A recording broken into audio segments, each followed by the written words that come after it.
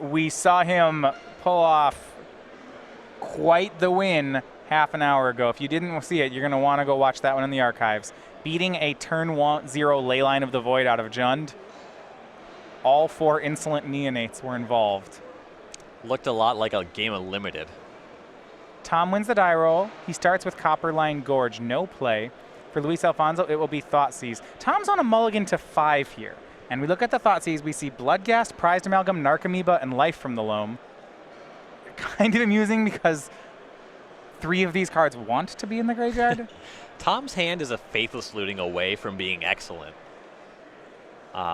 If that's the top card of his deck, I think he's in quite good shape. I like that the pick here is just Narcomoeba. It's the only card you don't want in the yard. So Tom kept his hand with the hope that if he draws a land, he gets to play. Yeah, you can just cast Life from the Loam and start dredging it. It's not the most exciting dredger, but it's something. And how good is this? Not only does Tom hit the land, but it's a fetch land, which is great for his turn 2 Life from the Loam. He's on pace to curve out with a turn 3 Prized Amalgam. You got to start somewhere on 5 cards. For Tom Ross. All right, he's going to go to work. And this is one of the weaknesses to the dredge deck. Sometimes it does just beat itself. Even in the more powerful formats, Legacy, Vintage, the deck can just mulligan into nothing. And this is the kind of game that Grixis Control can steal game 1 off of dredge. So Tom will cast Life from the Loam and get back his Wooded Foothills. 3 cards in hand. We go back to Luis. No plays, he will pass. No blue mana yet for Alfonso. It's a Blackleaf Cliffs and a basic Swamp. Tom dredges Life from the Loam. He puts Narcomoeba into play. And he milled 2 more lands so he can crack this Wooded Foothills. And if he wants to cast Loam again, he can get a full 3 cards. However, if he wants to cast Prime Amalgam, he just milled his only copy of Steam Vents, so he has to Loam to get that back first. Okay. Tom's going to go ahead and sacrifice Wooded Foothills. That'll put a 3rd land in the graveyard. Yeah, that's his own. So he has that as a blue source? He has non-fetchable blue sources. He has a mana confluence, right? That's it. So yeah, it looks like this turn's just going to be spent casting Life from the Loam. Checking to see what lands he has. His shock lands appear to be 2 Stomping Grounds, 2 Blood Crypts, and a Steam Vents. The Vents is in the yard. So he will fetch for that 2nd Blood Crypt and now cast Life from the Loam that draws 3. It's not exactly 3 though, is it? Because he only has 5 lands he can fetch. 3 are in play, 1 is in his hand, and he's got 2 fetch lands in his hand, so the second one doesn't find anything. Yeah, Steam Vents lets him cast some of his spells, and then the rest of the stuff will just be discarded to a Conflagrator or Faithless Looting later. Luis, Liliana the Last Hope, is plussed and kills Narcomoeba. Tom will dredge Loam again. This time he dredges into, looks like a Stinkweed Imp and a Faithless Looting. So plenty of tools here for Tom Ross. He'll flashback Faithless Looting. And yeah, Alfonso's turn, Liliana the Last Hope did about the best thing it could do. It killed Narcomoeba. There wasn't a bridge for Tom. A Collective Brutality was in the yard as well for Tom. That's another Eldritch Moon card, a 1-of in his main. So Faithless Looting. So here's something interesting. Yeah. When you play Dredge, you get some weird games where your plan is to hard cast Golgari Dravetroll. And look at this. Tom mills into Bloodghast, plays a land, gets it back, and puts 2 Prized Amalgams into play. Yeah, that turned around quickly. Once the Dredge deck gets online, if he hit what he needed to with that Life when he was dredging it, found stuff to really get his engine going. So Liliana removes the Bloodghast, puts it back in the yard. Luis plays Jace Vryn's Prodigy. But there are still 2 Prized Amalgams in play. As Tom gets a Stomping Ground out of his deck. There's no Shocklands left in his deck that he can fetch for. But he will put Bloodghast into play off that Stomping Ground.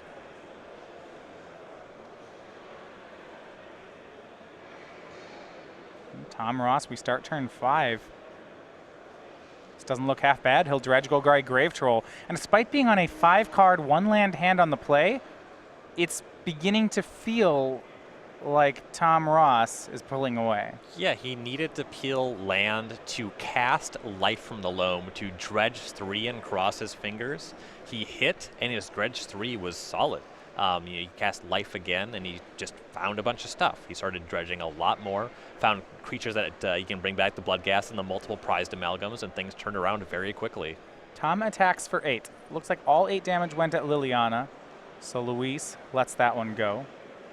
Tom will play a Scalding Tarn, getting a second Bloodghast into play, fetching for Basic Mountain. So he has 1 Basic Mountain in his graveyard and 1 Stomping Ground in his graveyard and the Steam Vents in his hand. So yeah, those are all his lands. But now he's actually going to cast Golgari Grave Troll. The 5 mana Dredge 6 card playing its secret mode. Actually, it's a 7/7. It's great here. Luis will bolt away a prized amalgam, but Tom Ross now has 14 power of creatures. Yep. Alfonzo can terminate that while the shields are down, though as soon as Tom untaps, the Grave Troll can start regenerating, and it's really large. So one thing we're noticing is between Bloodghast and prized amalgam, just none of these things are going to stay dead. And does Luis have a way in his main deck to maybe exile them from the graveyard? Can he ever clean this board up? He's really got nothing going on that front. He's got Tom. Then he'll have to look at the life total. Tom's at 14. Luis will cast Serum Visions. He's got a Jason play, can flip into a Planeswalker. So Tom's deck is dedicated to generating very wide boards at a very cheap rate. The one thing that Alfonso is really trying to do in Game 1, he has the 3 young Pyromancers. He can go wide with that plan, but he doesn't have any of them yet, and he doesn't have a ton of mana to really go wide, given that Tom is already quite far ahead on the table. Luis Alfonso passes. For Tom Ross, it's another Dredge. Picks up another Grave Troll in his hand. I guess he can just keep casting these. Yeah. He'll swing with the team. It's 14 damage, not quite lethal. Luis will block the Grave Troll. Before damage, Jace will tap to draw and discard. It will flip into a Planeswalker.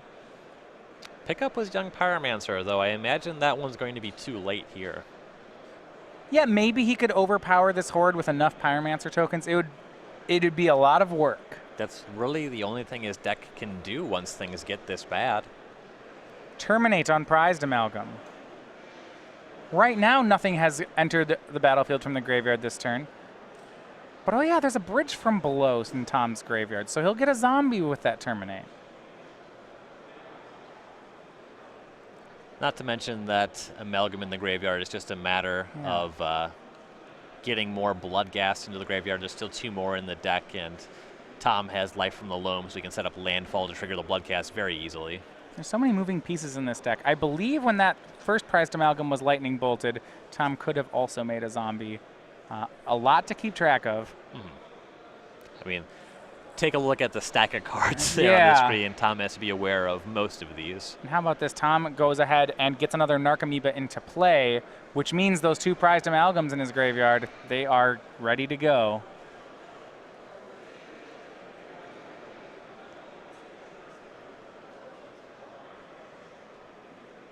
This is a faithless looting. Tom going to discard a second bridge from below, a Stinkweed Imp. Play land 6. Pass. Now he could have put the amalgams into play off that Narcomoeba, is that right? Yeah, it looks like missed triggers on that. There's so much going on here. It's also possible that Tom is respecting Anger of the Gods. He does not know that Alfonso does not have that card. I actually imagine that that's what's happening here. Right, he doesn't. This is enough on the board, and if he doesn't want to lose to Anger. That helps justify. It makes a little more sense that Tom is casting the Golgari Grave Troll here.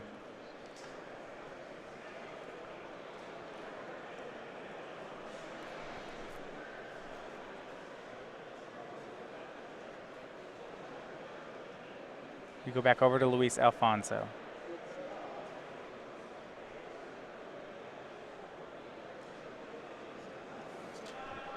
I'll just not comment on that then. Jace goes down to 2.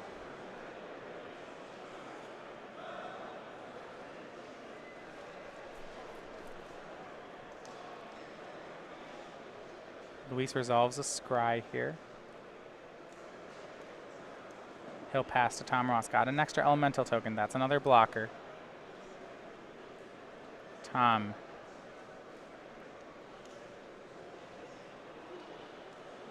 Tapping 2 for Haunted Dead. Discards Golgari Grave Troll and Life from the Loam. Okay, this is really smart.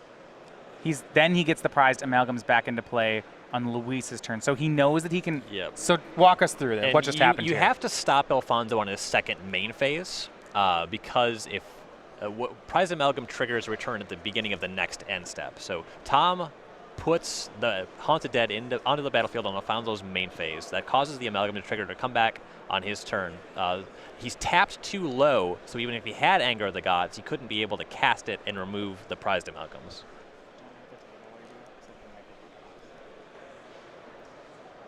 So now he sees 2 mana untapped. He can go for that play. And now we're back to Tom Ross's turn, and he is just dredging the rest of his deck. And there's a Conflagrate. Sure.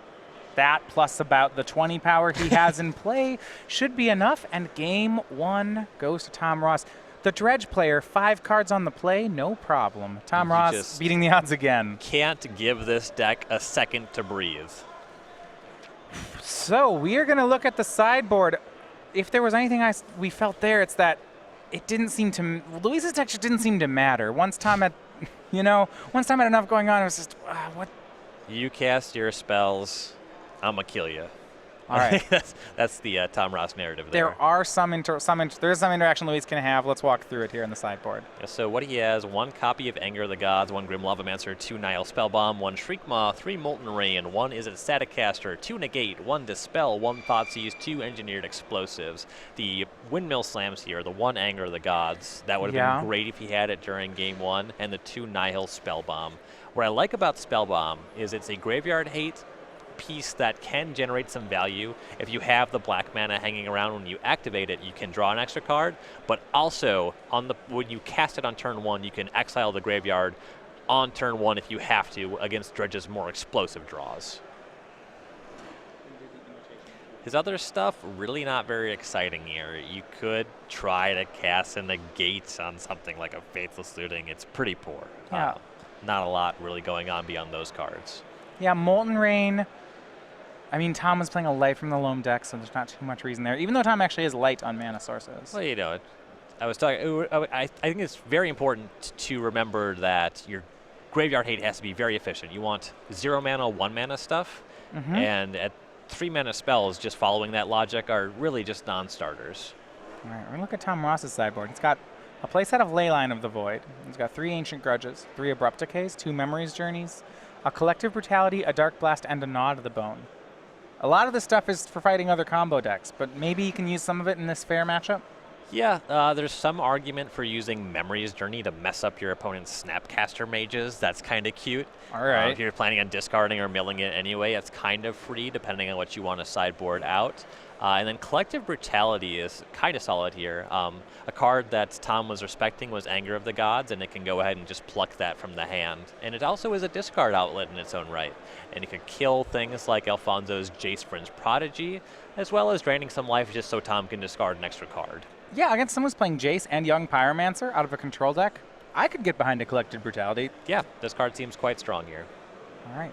Well, we'll see if Luis can even things up here in Game 2. It's for the second time today, he's on camera against one of the decks that's on the fringes of the format, right? Grixis control is great against the it's good against the middle. Tron is going really, really big, and Dredge is going really small, and that's where Grixis has trouble. When you register a deck like Grixis Control, what you are saying, if your goal is to win the tournament, is that you have a really good read on the metagame. And if you look at this deck list with that statement, these last 2 matches we've seen Alfonso paired against, they don't line up with his read. He has some hedges against these decks. Of course, he has the Nihil Spellbomb, which is going to matter here. So he doesn't have a ton of stuff for this matchup. This is not what he wants to be playing against. Remember, this is our last Open here. If you're just watching us, thanks for joining here at the Syracuse Open. Our last Open before the Season 2 Invitational. Now, Tom Ross, a former Invitational winner, he's got his likeness on a couple tokens, as well as our last Invitational winner, Max McVitie. He had chosen the Clue token after his victory with Mono White Humans, the Thraben Inspector and Engineering student. from Ann Arbor, Michigan, won that one. You can still get those through all Opens and Classics from now through next weekend, but you're going to want to pick this one up because once you get a new Invitational winner, you know it's going to mean a new token. Can't wait to find out what that token is. Not that I'm happy to see the max token go. Those clues are great. Start the game. Luis on a fetch land. Tom tries a turn 1 Faithless Looting. I was wondering if Luis said something like a Spell Pierce, but no, he does not. Tom will discard Golgari, Grave Troll, and Bridge from below. Yikes. Not bad. Alfonso really wants this Thought Scour to draw him into Nihil Spellbomb right now. Yeah, he'll end step Thought Scour. Does he have some graveyard hate? Someone do something. Tom's about to go off here. It's Jace Vryn's Prodigy from Luis. A great card in its own right, but it'd be a really good window for Tom to have Collective Brutality. So Dredge of Golgari, Grave Troll puts 6 cards into the graveyard. Narcomoeba, Prized Amalgam, Bloodghast, second Grave Troll. Oh my. So Golgari Grave Troll, in a lot of situations, it is a draw 6 for this deck. It's a very tight range of things that the Dredge deck is capable of doing, but when you're doing a bunch of them, it is just cheating. This deck is not fair. Ooh, all right. Tom's gonna do some more things. Here comes Insolent Neonate. Oh, let's Dredge 6 some more. Oh, he's gonna discard another Prized Amalgam to draw a card. Now keep in mind that this Prized Amalgam did not see the Narcomoeba enter the battlefield. Though it will see the other Amalgam or a potential Bloodghast. Or how about 2 potential Bloodghasts? Because Tom dredged a Grave Troll there with that Insolent Neonate. If you're Tom, you have to be wary of Anger of the Gods, though. All right, we can make it 3 Bloodghasts if we must. You're right, Anger of the Gods is a concern. He's going to get back 1 Bloodghast.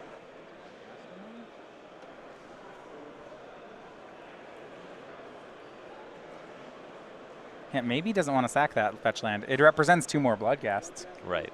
So interesting, Bloodghast is a May ability, so Tom does not have to bring back these other 2 Bloodghasts. However, the Prized Amalgams do have to come back here if Luis insists on it. They are not May abilities. So you go to Luis's 3rd turn. He's got double red. You mentioned it. Can we Anger the Gods? Ooh. No, it's going to be Young Pyromancer. That's okay. It's going to take a lot of support to make that one tick, whereas the Anger of the Gods is just a powerful spell to cast, but it's a start. So you had mentioned those sideboard cards, Nihil Spellbomb and Anger of the Gods. When I'm watching this match, it feels like those are the only cards that matter from Luis. If he just, every turn I'm saying, Luis needs to play Spellbomb, Luis needs to play Anger, and it feels like if he doesn't have them, I don't even care what he's playing. Alfonso's 3 greatest tools in this matchup are Anger of the Gods, Nihil Spellbomb, and Prayer. Yeah. If Tom just misses a whole bunch, he can win that way, but those are his cards that matter. And the Young Pyromancer is a long shot, but it can matter. So now that Anger of the Gods did not happen, Tom will fetch for Blood Crypt on Luis's end step. That'll get back the last 2 Bloodghasts. So on turn 3, Tom's going to untap. Wow. With 15 power of creatures. And he'll swing it all. Luis is at 19. Lightning Bolt takes care of the zombie token. Take that. Makes an elemental. If you're Alfonso, if it's at all possible, you would prefer to get out of this combat above 10 life. So once you're below 10, Bloodghast becomes a lot scarier card. Yeah, the 2 Prized Amalgams were blocked. Jace is going to draw and discard before damage so that it can turn into a Planeswalker. This means he is set to take 7 off unblocked creatures. He will. He'll go to 12, lose his elemental token. But he does get a Planeswalker. Tom, keep in mind, has not made a land drop or cast a spell this turn.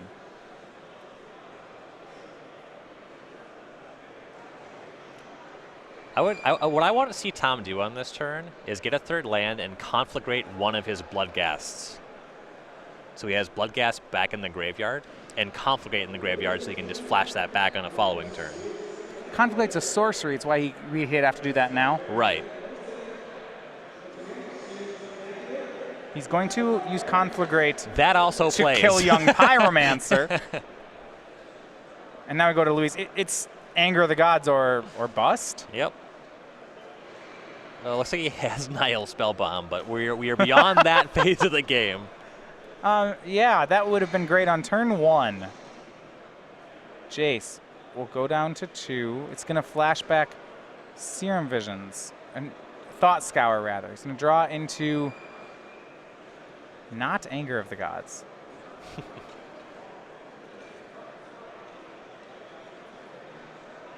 Plays Nile Spellbomb. He drew into Lightning Bolt. Keep in mind, there's no Bridge from Below in Tom's Graveyard anymore. He can survive combat. He can't survive Conflagrate. So Luis is going to Bolt a Prized Amalgam and then Nile Spellbomb away Tom's Graveyard. Okay, that takes care of the Conflagrate. Doesn't get to draw the card on the Spellbomb, but gets to not die on Tom's turn. Yeah, there's only 10 damage on Tom's side of the board. Only. That's all. Luis. Looks like Tom's going to put Luis to 4 and take care of Jace. May as well. Anything that would stop the attack from otherwise being lethal, the Jace won't. Killing the Jace won't impact that. A Stinkweed Imp added by Tom Ross and a handshake from Luis Alfonzo. So for the second round in a row, Tom Ross with Dredge ends up victorious. He is now 10-2, knocking on the door to top 8 of the tournament. So next weekend, we go to the Invitational in Somerset. Yes. You're building your Modern sideboard.